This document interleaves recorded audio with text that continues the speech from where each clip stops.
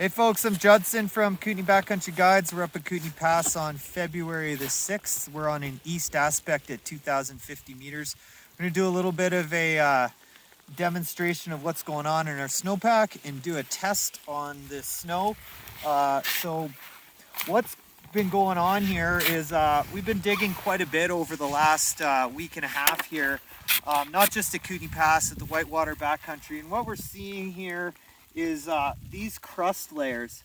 So these two crust layers that are sticking out prominently in the snowpack, you can see them, they're quite thick, calling this the mid-January crust complex, or the mid-January crust layers. And this is where we got a bunch of snow and it was quite warm, and we got two unfortunate crusts. And then what happened is we got a bit of a drought that went on. So we got about 10 centimeters of snow on top of this crust, and then we had a drought. So that drought produced this layer of surface hoar that we're calling the January 25th surface hoar now. And this surface hoar is quite big. In many places I'm finding the surface hoar up to 18 millimeters, but on average it's 10 to 15 millimeters in size. So that's quite big surface hoar. And this drought underneath caused a layer of facets. There's also another layer of surface hoar that isn't present in this profile location, but in many of them we're finding there is a second surface hoar layer just above this crust. So we base it down below. We have another layer of surface hoar. This is the January 11th. And yesterday in the Whitewater Backcountry, we got a sudden planer result on this layer. This layer is down in this location about 120. Then these crusts are around 100, and this surface hoar, this January 25th surface hoar, is down 80. After January 5th, it's been pretty much continuously snowing, and in some locations we're finding the odd bit of either freezing rain has gone on, or there's been a bit of sun that's come out in sun crusts. In this location, there's no crust in this upper pack. It's just basically storm snow. And so it's just been snowing pretty steadily since the 25th. It's been warming, it's been cooling. The last few days, really nice pow going on the surface. And so we're skiing and riding excellent conditions everywhere, but we're having to take the angle back and stay away from steep open stuff because of this surface hoar layer.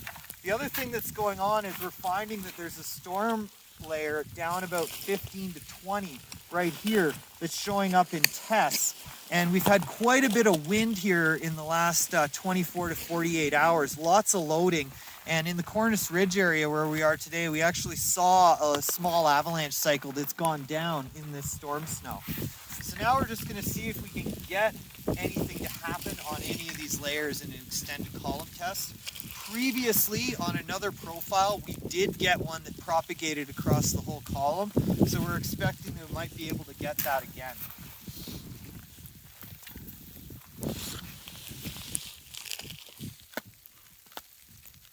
So there is our first result on an extended column test in 3 taps, and it did not cross the whole block here, and the reason for that was 3 hits, so that's an extended column test, not likely to propagate on the 3rd tap. I've already measured it, so I know that that's down 15 centimeters. So it's a 15 centimeter layer, and it didn't cross the whole column, but I know that this layer is actually capable of producing avalanches where it's been wind loaded, and this slab is a little bit thicker.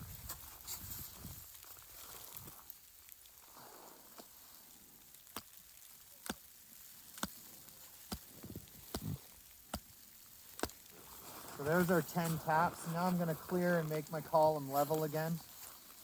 I'm going to go from my elbow.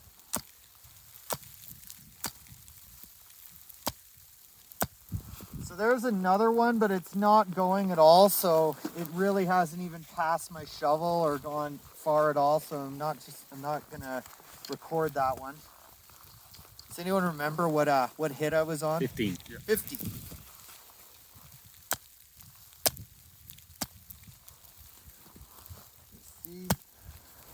So there's another one showing a layer on 19 there, and it didn't go past its extended column test, no result, 19. And let's just give that a quick measurement.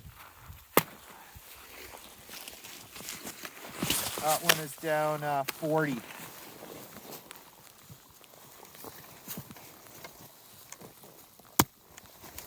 Now we'll move into the hard range here.